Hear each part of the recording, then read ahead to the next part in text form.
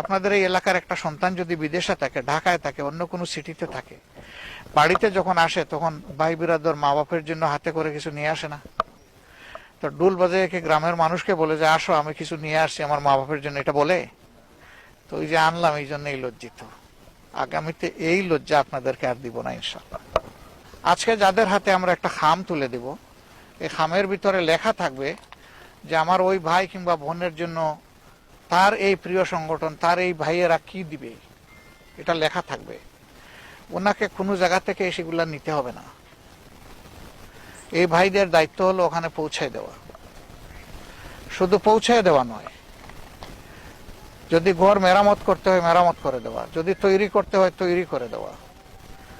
পুরাটা কাজ কমপ্লিট হওয়ার পরে ওখানে 2 রাকাত নফল নামাজ পড়ে আল্লাহ যে তৌফিক দিয়েছেন এই জন্য শুকরিয়া আদায় করবেন। তারপরে একটা সেজদাতুশ শুকুর আল্লাহ